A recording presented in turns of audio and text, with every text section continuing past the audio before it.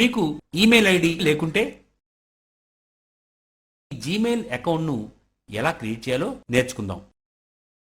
ముందుగా కంప్యూటర్లోని internet బ్రౌజర్స్ను open చేసి address బార్లో www.gmail.com టైప్ చేసి ఎంటర్ బటన్ ప్రెస్ చేయాలి.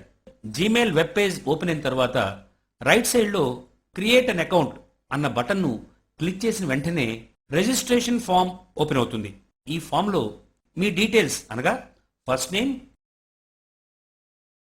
లాస్ట్ నేమ్లు టైప్ చేయాలి.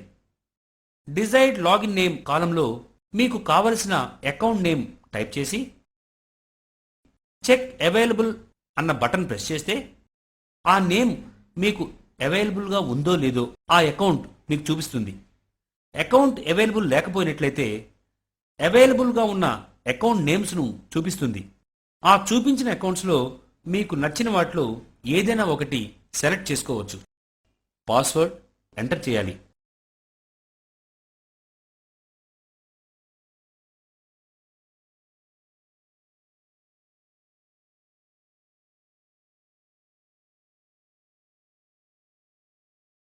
మీకు మరొక సెకండరీ ఈమెయిల్ ఉన్నచో ఇక్కడ ఎంటర్ చేయండి.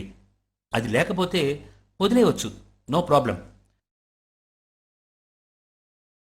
అందులో ఆంగ్ల అక్షరాలను చూసి ఖచ్చితంగా అదే వరుసలో ఎంటర్ చేయాలి. దీన్నే క్యాప్చా అంటారు. ఇవి కాక టర్మ్స్ ఆఫ్ సర్వీస్ షరతులన్నీ చదివి ఐ యాక్సెప్ట్ అన్న బటన్ ప్రెస్ చేయాలి. జీమెయిల్ అకౌంట్ ఓపెన్ చేశాం కదా, ఇక వెబ్సైట్ గుర్తుంచుకోవటం ఎలాగో చూద్దాం. బ్లాగర్ పేజీలున్న బ్రౌజర్ విండోలన్నిటినీ మూసేస్తే, అంటే లాగౌట్ సరిగా చేయకుండా మూసేస్తే మీరు లాగౌట్ అయినట్టే బ్లాగర్ పరిగణిస్తుంది. అయితే ఇలా ప్రతిసారి లాగిన్ కావటం విసుగనిపిస్తే ప్రతిసారి లాగిన్ కావలసిన అవసరం లేకుండా లాగిన్ సమయంలో రిమెంబర్ మీ అనే ఆప్షన్ ఎంచుకుంటే సరిపోతుంది. యూజర్ ఐడి అడగదు, పాస్వర్డ్స్ ని ఇవ్వాల్సి ఉంటుంది. పాస్వర్డ్ ఎంటర్ చేయండి, సరిపోతుంది. అయితే మీరు సైట్ నుంచి బయటకు వచ్చేసినా మీరు మీ కంప్యూటర్ నుంచి బ్లాగర్ సైట్కి లాగిన్ అయినట్టే పరిగణించడం జరుగుతుంది.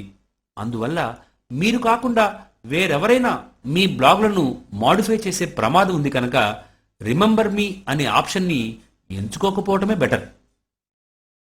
కొత్త బ్లాగ్ని క్రియేట్ చేయటం ఎలాగో చూద్దాం. blogger.com సైట్లోకి లాగిన్ అయ్యాక ఎప్పుడైనా సరే, ఎన్నిసార్లైనా సరే బ్లాగులను తయారు చేసుకోవచ్చు. డిస్ప్లే నేమ్ అంటే మీ పేరు ఎలా కనిపించాలో ఆ విధంగా ముఖ్యంగా ఇవ్వవలసి ఉంటుంది. ఇవి కాక I accept the terms of service అనే చోట చెక్ బాక్స్ని చెక్ చేయాలి. ఆ తర్వాత కంటిన్యూ బటన్పై క్లిక్ చేయాలి. బ్లాగ్ పేరు, చిరునామా, ఈ యూఆర్ఎల్ అనేదే మీ బ్లాగ్ అడ్రస్ అవుతుంది. మీ బ్లాగ్ గురించి ఎవరికైనా చెప్పాలనుకుంటే వారికి మీ బ్లాగ్ యూఆర్ఎల్ని చెప్పాలి. ఆ తర్వాత కంటిన్యూ బటన్పై క్లిక్ చేయాలి.